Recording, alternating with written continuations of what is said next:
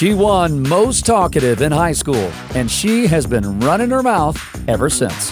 Welcome to the Lisa Fisher Said podcast with your host, Lisa Fisher. Okay, kids, gather around your device because your mind's about to be blown with my guest today. It's the doctor with the answer to breast cancer. And I think we're all going to sit at your feet right now, Dr. Simmons, and find out. I don't think it's just one answer to breast cancer because I know you've changed your approach to breast cancer, coming from a traditional, conventional philosophy now to functional medicine. But tell me what got you interested. For one thing, what made you decide to switch from a conventional philosophy to functional medicine? Yeah.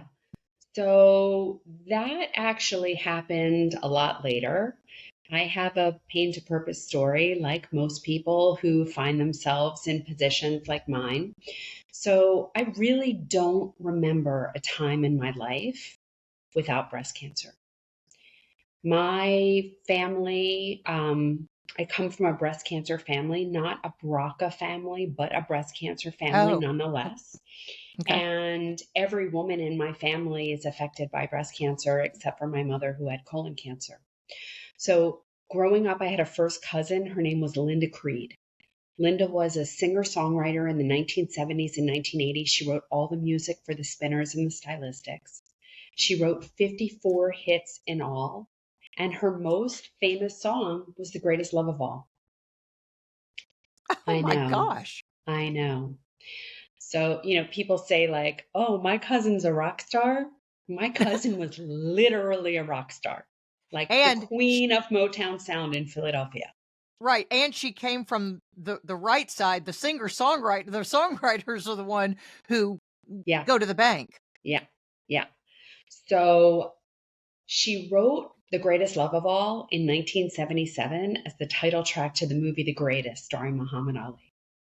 But it actually received its acclaim when Whitney Houston released that song to the world in March of 1986. Right. And at that time, it would spend 14 weeks at the top of the charts.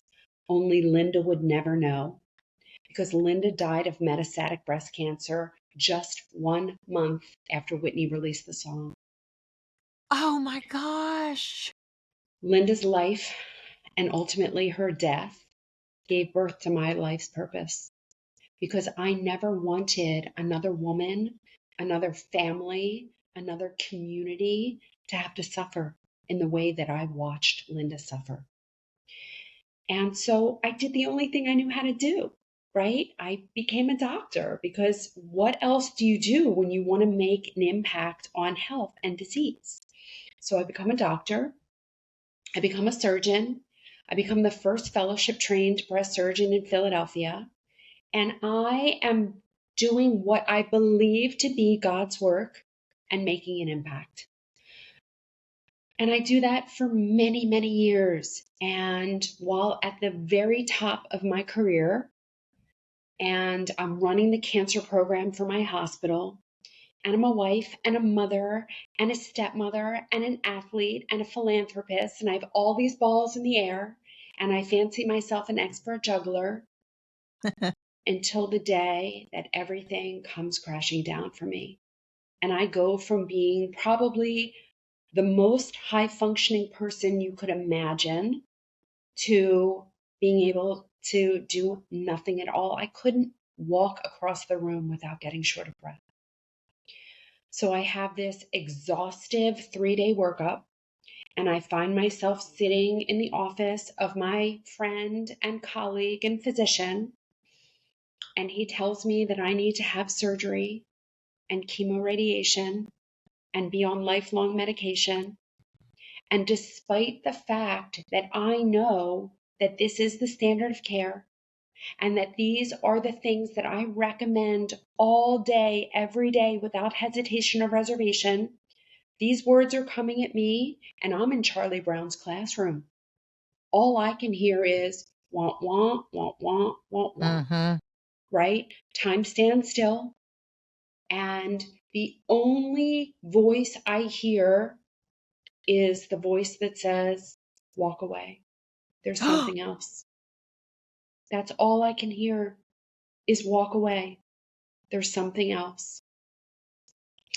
My friend warns me, like I warned thousands of women before, what's going to happen if you don't get treated? You're going to die, right? My friend tells me I'm going to die, and all I can hear is walk away. There's something else. And so I go home in a panic. I do the thing that I tell everyone never to do. I go to Dr. Google. Yep. And, this is 2017. So Dr. Google at that time was a little more free thinking, a little more vulnerable. Yes. Was a place for free speech. Now, the narrative and the dialogue is completely controlled, and you cannot find the truth on Google. It's But censorship. Yes. It's daily censorship. Daily, yes.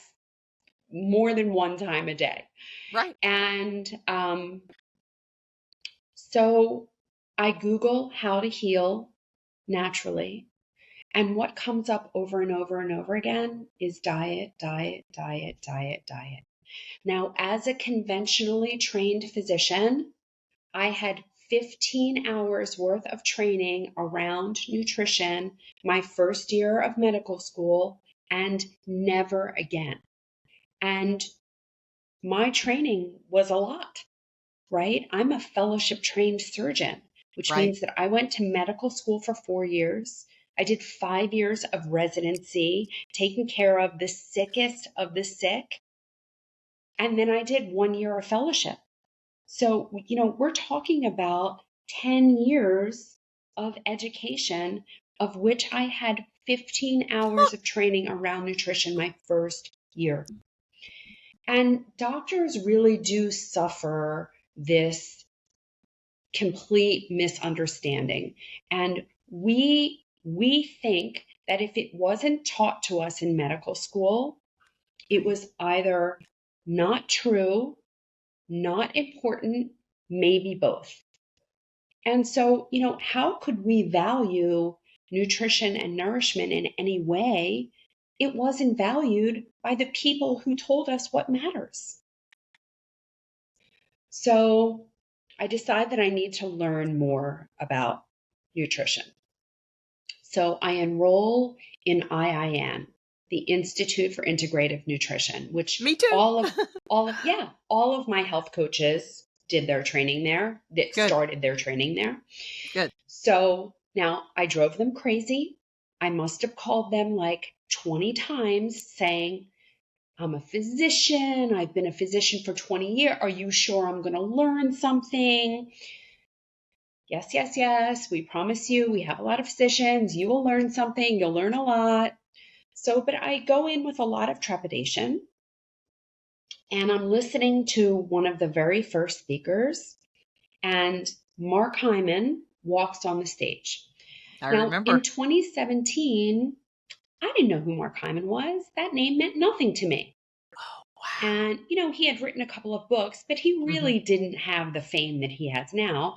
And truth be told, there's still plenty of people on this earth that don't know who Mark Hyman is. It's a sin that they don't know who he is. But those people do exist. I have conversations every single day when people look at me blankly. Who? So Mark Hyman walks on the stage, introduces himself as a functional medicine physician.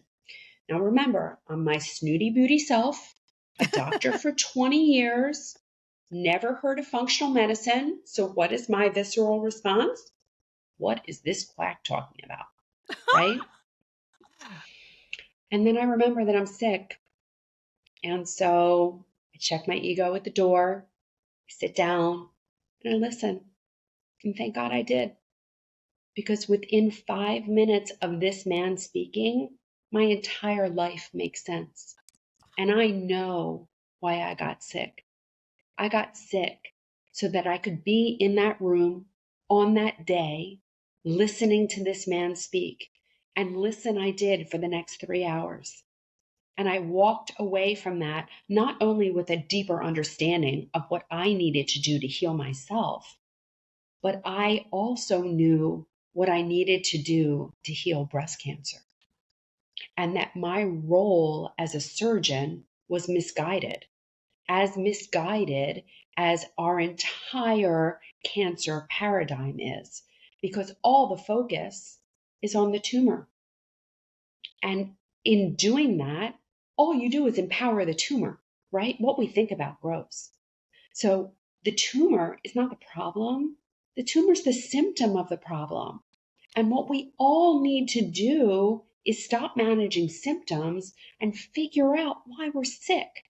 Because that's the keys to freedom. The key to freeing yourself from the binds of your diagnosis is to figure out what is tying you to that diagnosis. What is making you sick? And when you do that, when you give the body what it needs and take away what it doesn't, our bodies know how to heal. So I'm an early adopter. I get super excited. I enroll in the Institute for Functional Medicine, and I Good. spend the next 3 years immersed in the study of functional medicine. And at the end of that 3 years, I walk away from my surgical position because I know that I cannot help people within the confines of conventional medicine, because there's no place in conventional medicine for healing. It's not meant for that. It's not built for that. We do not have a healthcare system. We have a sick care system. And I want people to be sick. I want them to be healthy. And so I left in 2019 and I founded Real Health MD with the intention of helping people on a breast cancer journey to truly heal and to have health for the first time in their lives after their diagnosis. So are you saying that did you enter IIN then as a breast cancer patient? I entered IIN with Graves' disease, Graves' disease. which is an autoimmune disease of the thyroid, Yeah. which, if not treated, is life-threatening. Mm-hmm. But it doesn't mean that you have to take your thyroid out, obliterate it with radioactive iodine, and be on thyroid replacement for the rest of your life. Like what I couldn't account for in my head is why God would give me an organ that I need to live only to take it out and have to rely on synthetic hormone for the rest of my life. And what I couldn't understand is why my doctor couldn't see that. How he couldn't see that that couldn't possibly be the answer. How could we possibly be better than the Almighty God at creating life? I totally agree. Did you reverse your Graves' disease then? I did. Wow. I did. So no antibodies right now?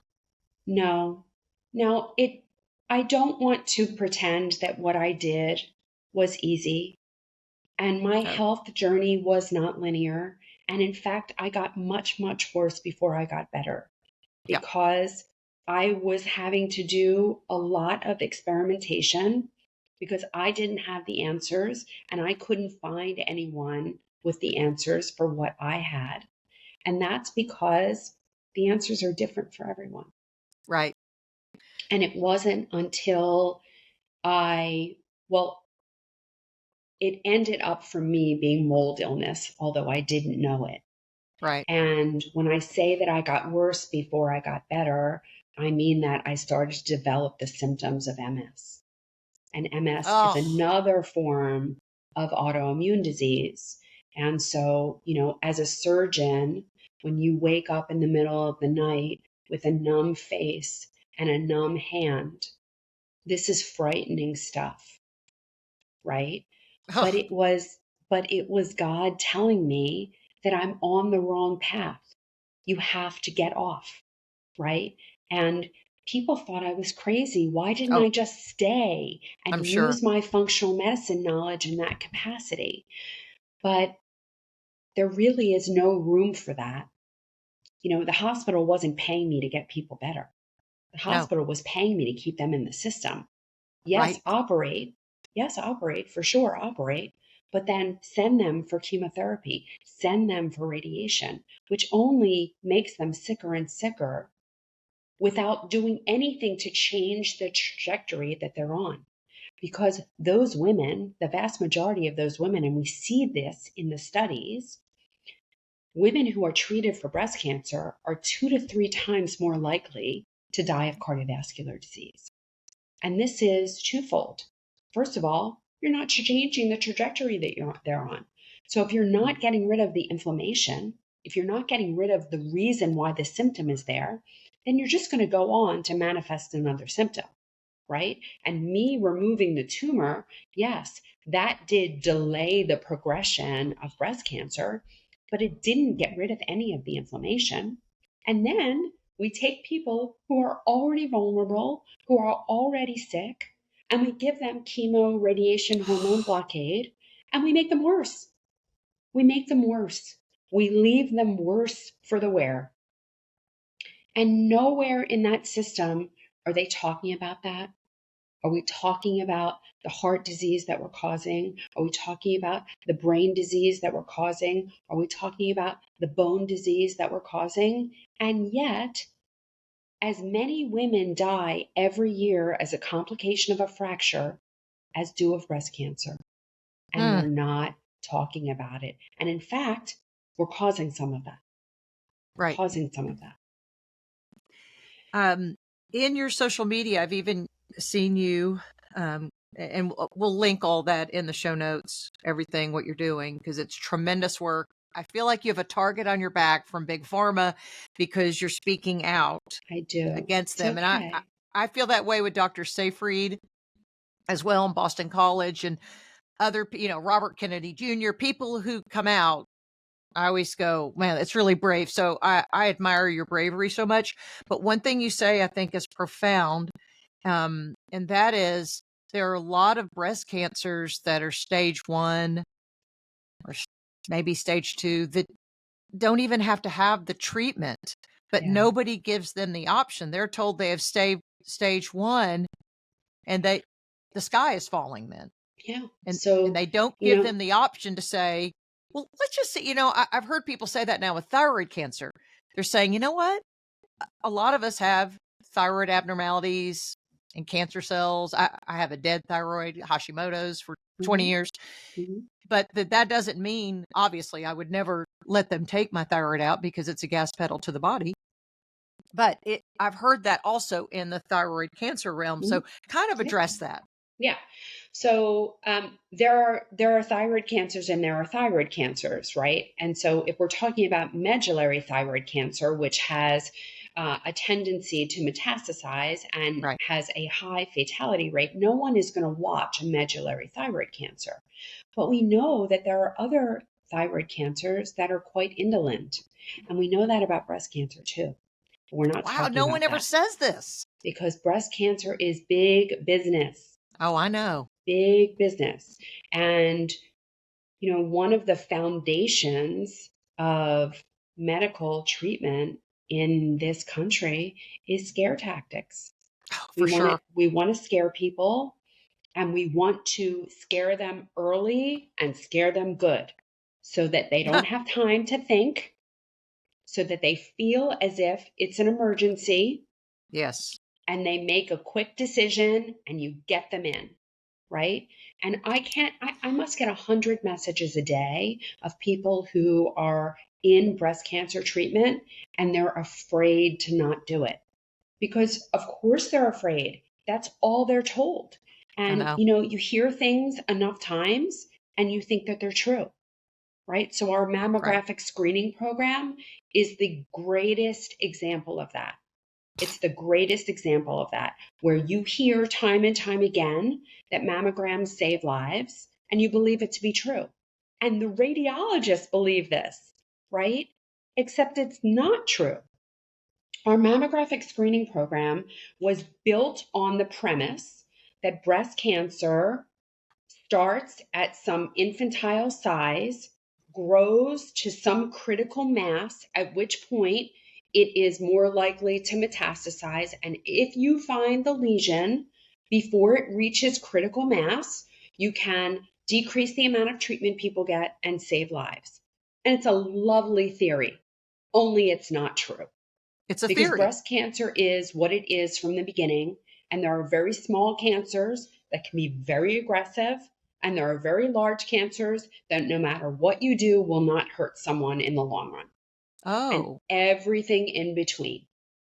And so we are treating thousands and thousands and thousands of women for breast cancer each year because we find these little meaningless things on mammogram and we biopsy them, and maybe they do have some cancerous cells, but we are making cancerous cells in our bodies all day, every day.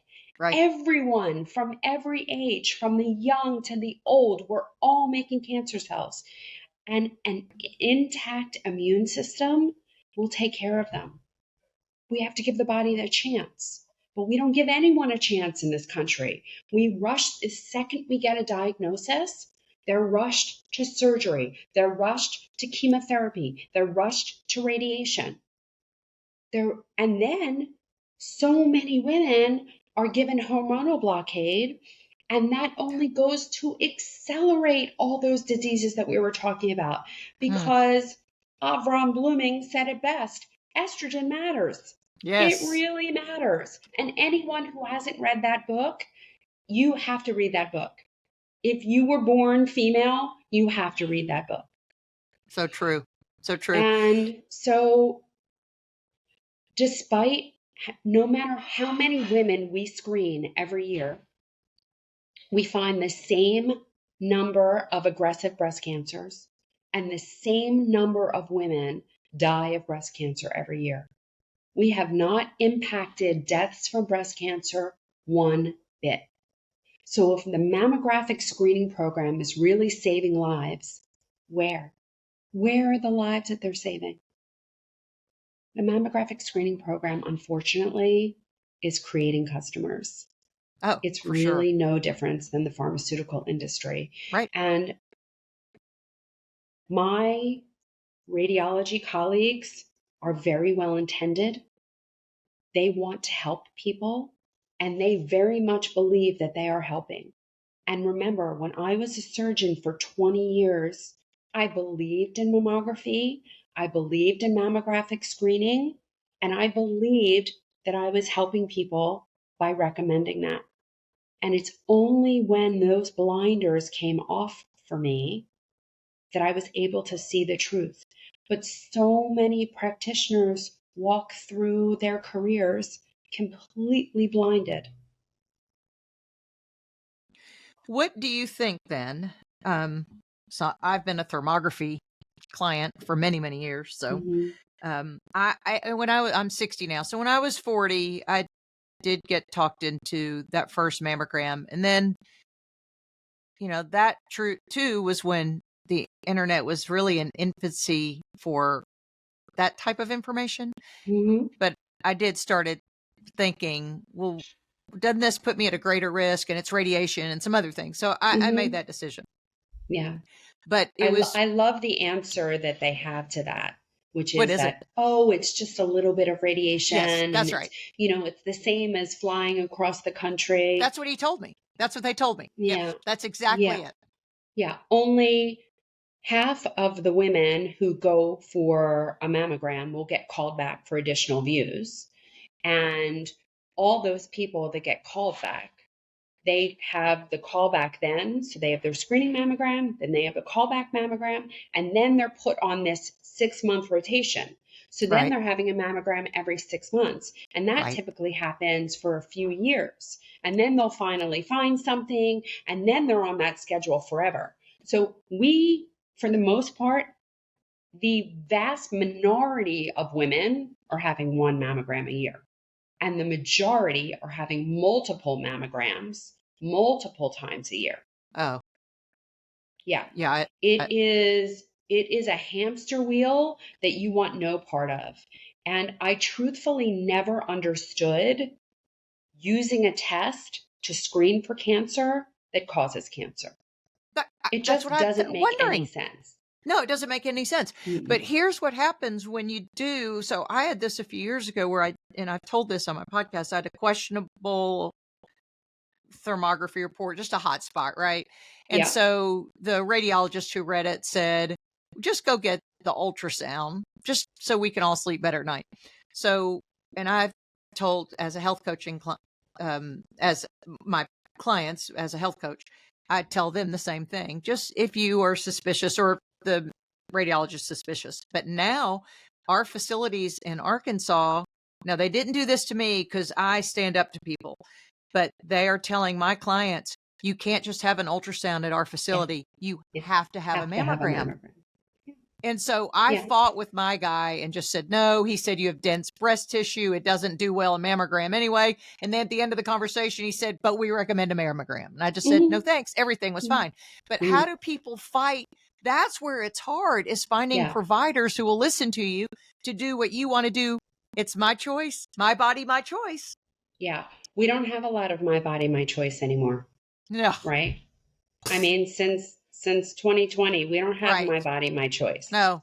We have the agenda is the agenda, and you can either get on the bus or get under the bus. My body, government's choice is really how they should say that. That's exactly right. My body, government's choice. Yeah.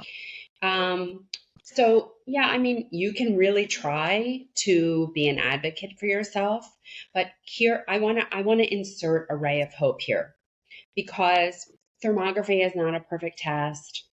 We know for sure mammogram is not a perfect test.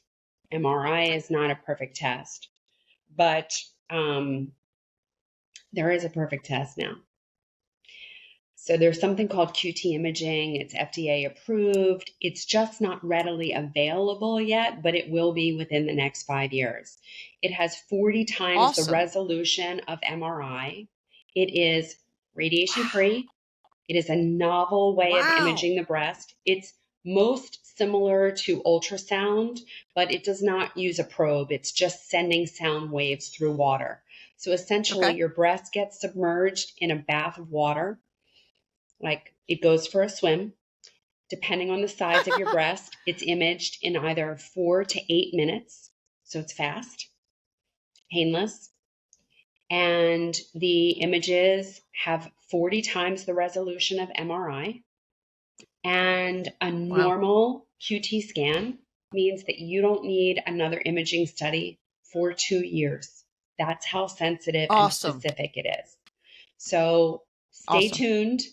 I'm opening a center in my area, and there are lots of people like me who are just sick of the status quo and want better things for people. And we are going to be able to provide imaging for people that will not hurt them. And I think it's been a long time coming.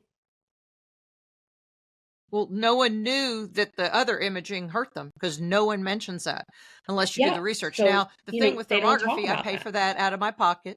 Yep, that's right. Thermography, you pay for out of your pocket. Do you think QT imaging will ever be picked up by third-party pay, by insurance companies? I do.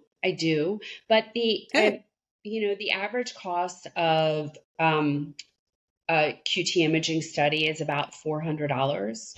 So if you have a normal study, that's $200 a year. And I think most women, for the peace of mind, are willing to pay $200 a year to feel secure about their health. And, you're not, there's no callbacks. It's just the study. It is what it is, and it's definitive. So you're not going to get called back every 6 months. There's not going to be, the ambiguity is gone. Okay, then since your approach is non-traditional, then if someone does find something, Dr. Simmons, in their QT imaging that is a mass, what's the functional? Because I just know the conventional approach of biopsy it, which is very dangerous, people, very risky. Chemotherapy, radiation. So let's say you find something suspicious in the QT imaging, then what's your next step? So it depends what it is, right? So if we see DCIS, I'm going to say, Let's do the things that we know drive health, right? Because watch and wait is a ridiculous notion. What we Okay. need to do is recognize that if we find something, this is a message. This is our signal to Right. us that we need to change, right? That something is out of balance. And so what I'm doing with people is I'm saying, okay, what is causing this imbalance? What is causing this chemical shift? What is causing this symptom? And let's work on that. And then we can reimage and see what impact we've made. Because again, at the end of the day, the body knows how to heal. I We totally just agree need with that. to give it what it needs and take away what it doesn't. So for me, I had a 3-year healing journey. I had to realize that I had mold illness, which part of the disease state of mold illness is like preventing true introspection. Like you don't really see what's there. So it took a while for me to like realize and admit, because so much of it feels like it's in your head. Right? Right. Oh, yeah, So for sure. what you need, what everyone needs is a partner. Like you need to work with someone who sees the playing field and is able to help you navigate to your health. But I see all of these warnings, let's call them, I see them all as an indication that you have to work on your health, that you're not where you're supposed to be. But I'm not rushing anyone off to an operating room anymore. And I'm not rushing anyone into treatment. Now, for people who are presenting with advanced disease, that's a different story. These people are in crisis. Their proverbial sink is overflowing, and you have to mop up the floor. Surgery, chemotherapy, radiation, they are mopping up the floor for someone who's in crisis, right? And I don't think we should throw the baby out with the bathwater. I do think that there is a time and a place for conventional treatment. But the far more important thing, the end to conventional treatment, is that you have to figure out why your sink is overflowing, right? You have to turn off the faucet. You have to unclog the sink. You have to figure out your why. And so I don't believe that we need to get rid of everything that conventional treatment has become. I just think that we need to use it widely. I use it sparingly and specifically instead of universally. Right? It does not apply to everyone. It need not apply to everyone. And we have to be mindful that we are taking that same person and making them sicker. So we have to, at the same time, give them the tools to be well. And we are not doing that within the confines of conventional medicine. Well, let me go back to something you said in the beginning of the interview and align it with what Dr. Mark Hyman taught us at IIN. And you said you came from a family of breast cancer patients, but now we also know, Hyman says it, it's famously said, that genetics loads the gun, but lifestyle pulls the trigger. So what was it, do you think, in your DNA that caused so many cases, including, your cousin with the musical brilliance, and we're using her as somebody that helped spawn your interest and the love of health. What do you think think's in your DNA, and then what are you doing then to not pull that trigger? So, are you familiar with the DNA 360, that test? Yeah. So I ran that test on myself so that I could learn how to best nurture my nature, right? So I come from a family that is very, very susceptible to environmental pathogens. Also very susceptible to environmental chemicals. So my aunt, bless her heart, who drinks many glasses of wine every day, it's no surprise that she cannot detox that, and she developed a breast cancer in her 50s. My mother, also, bless her heart, has been a lifetime non-exerciser. That may Yeah. have protected her, actually, because we don't do well in my family with heavy exercise. You know, whenever you exercise, you burn fuel and create exhaust. Some people are Hmm. really great at getting rid of that exhaust. Those are like your long distance runners and things like that. Hmm. Me, I do a spin class and I'm exhausted for the rest of the day because I can't Hmm. clear my exhaust.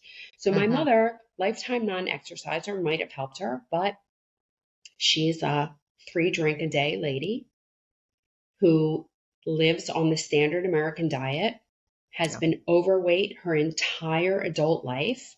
And like, you can't fight City Hall, right? Like Right. that is just not a combination that is going to materialize as anything but disease. And so I think that I come from a family of very vulnerable genetics. And so if you don't want disease in the context of that gene code, then you have to live a super clean life. And so, I live my life walking that tight wire.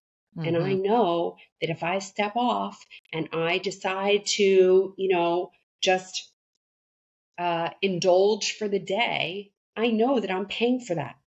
I Yes. know that I am. And so I have to be super conscious of everything that I do all the time, which as a lifetime perfectionist, actually like Yeah. doesn't work out that well. But it is what it is, right? Like this is the hand that I'm dealt, but I don't have to get disease. I will if I don't respect my Right. genes and what my capabilities are. But that's my choice. That's my choice. It's hard. I'm not going to say it's easy. People say to me all the time, like, eating healthy is hard and exercising every day is hard and, all the things that drive health. Yeah, it is hard. But you know what's really hard? Being sick. Oh, yeah. And That's expensive. really hard and People expensive. people complain about healthy foods. No, it's more expensive if Yeah. on the other side you're sick. Hmm. Yep. Far more expensive. Another tenant, and I'll put the DNA 360 in the show notes too, Yeah. just so people can look that up. Another tenant I know you speak on, and it changed my life in 2017, and that's intermittent fasting. And that's when I regained my life and health. And that's Yeah. gave me my interest because I'm a longtime radio TV broadcaster, but to spend my, these waxing and waning years, these other years, helping other people and what fasting has done. But one thing that disappointed me about IIN, now a lot of those videos that were recorded in 2014 before Dr. Fung came on the scene and a few others, they didn't mention fasting at IIN. Mm-mm. I hope, and No. I even wrote, at the end of the program, it said, "What would you like to see us address?" And I said, "Veganism isn't for everybody. Quit bashing conservatives," is what I said. And the third thing I said was, "You got to talk about fasting." Now, of course, they never wrote back, but those were my things that I walked away with. I learned so many things. Dr. Terry Walls talking about the Walls approach Mm-hmm. and what it did for MS, like fascinating about health. But tell me your You think foray. that they're pro-vegan? I don't think they're pro-vegan. I felt that way because when Mark Bittman, the New York Times Yeah. food writer, and somebody else at the very end, there was somebody in the beginning, and probably because I'm not, that I was like, there were a couple of people I thought, wait a minute, there are those of us who want to eat what God provided, and that is the Mm-hmm. animal. I'm a meat-based Mm-hmm. eater. So now Mm-hmm. I really would have felt that way, but I wasn't that sensitive then. But I kind of thought there are other options besides. That's how I felt veganism. But I could have been a Hmm. little sensitive. Yeah, I think you were because Okay. I didn't come away with that at all. I thought that they Okay. really I think they represented dietary theory as well as it can be represented because that's a tough one. It is. You get all those people in the room and That's right. Michael Greger and Dave Asprey That's and right. Mark Bittman and That's you right. have and Mark Hyman and Yeah.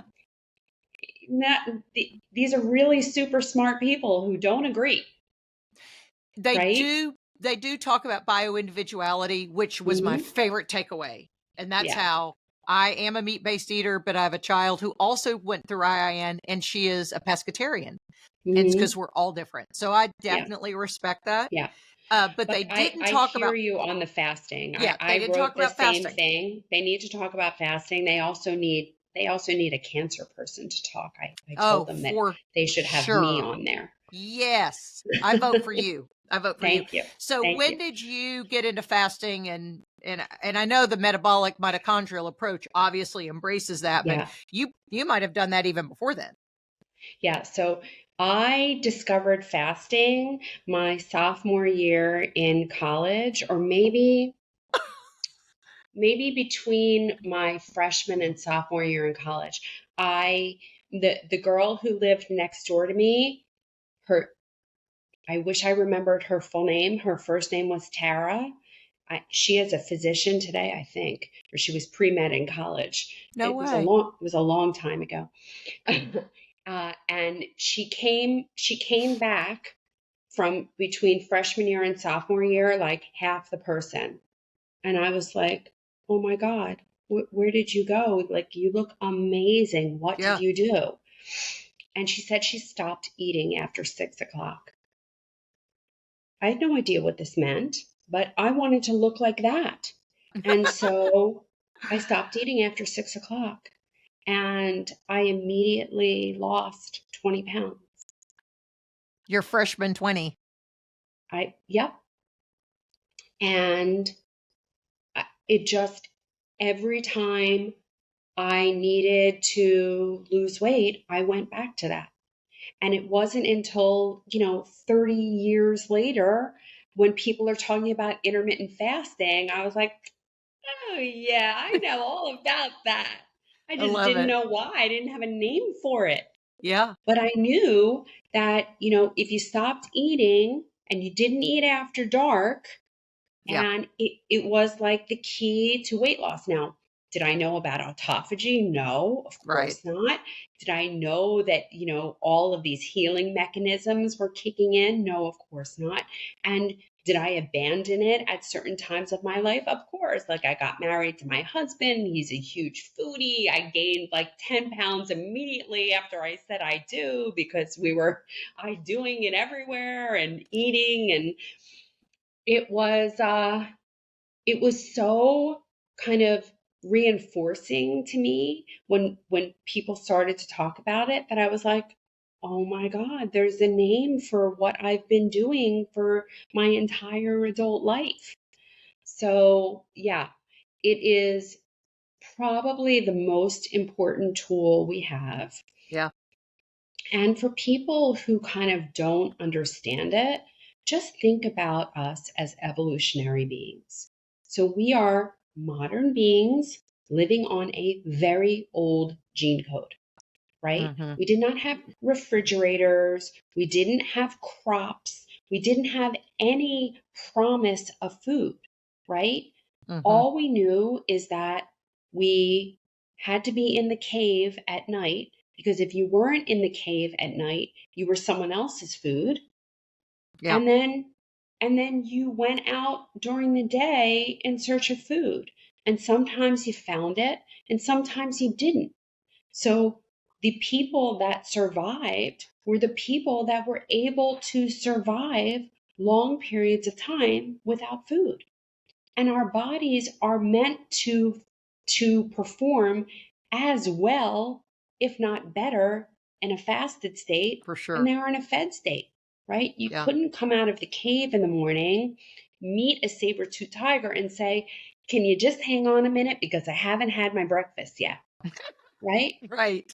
You're just meant to run and Yeah. go and escape. Yeah. And so, people forget that. People forget from whence we came, but that's what we are. We are beings that are meant to function for very long periods of time really well without food. We're very efficient. Very. Yeah. Then when did you start seeing that it had benefit, that autophagy? Of course, it won the Nobel Peace Prize for medicine. I think that was in 16. So we started seeing what autophagy did, but then did you see the connection before that and how our cancer cells were eliminated when we went periods of time without food? So I would have to say that it was really Walter Longo Oh, yeah. at USC that Hmm. made the connection for me. Okay. And his work around fasting in association with chemotherapy is really what sealed it for me. That if you could fast in and around chemotherapy, you would put the normal cells in this kind of quiescent state. And then the cancer cells who are incapable of making that shift, so they get hangry. And Hmm. so they're going to take up whatever comes around. And so what's coming around is chemotherapy. And the resting cells, the cells that are in autophagy, they're not going to take up that chemotherapy. It's, that's not the position that they're in. But the cancer cells are very vulnerable. And so we see profound effects when we combine fasting with chemotherapy, in that people have far less side effects because the normal cells are being protected, and the chemotherapy is far more effective. And that is a huge issue, especially in this country, because some like 70 to 80% of people who get chemotherapy get no benefit and all side effect. I even heard it was higher than that. Yeah. So I And didn't know the so, number, but yeah. And when you add in fasting, now that completely shifts. And now 70 to 90% of people are getting benefit from chemotherapy. And so it's morally wrong that we don't do this in every single chemotherapeutic center. It's morally wrong. it It's is morally wrong. reprehensible. I agree. So why aren't they? Are they uninformed, or did they feel threatened because of their pocketbook? They're largely uninformed. Okay.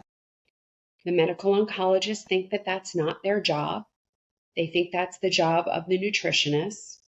The nutritionists, by and large, are being trained in nutrition programs that are being supported by Ensure and Boost and Big other pharma, like right? Big food, garbage and pharma, right? right?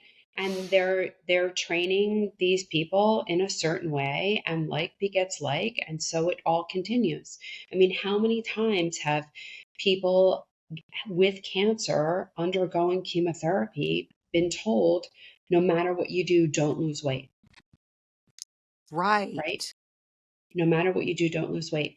Well, if you have someone who is obese, and the vast majority of women being treated for breast cancer are overweight or obese, that is perhaps the worst advice that you could give to them. Because the best thing that they can do while they're undergoing treatment is to lose weight. That's going to increase their survival, because the things that we do to make us lose weight are the very drivers of health. So if you're losing weight, it's because you're fasting, you're eating foods that are nourishing you and not eating foods that are inflaming you. You're moving your body, you're prioritizing sleep, you're Yeah. decreasing your toxic load, you're increasing your detoxification. So these are exactly the things that people Hmm. who are undergoing cancer treatment need. And yet they're being advised exactly the opposite.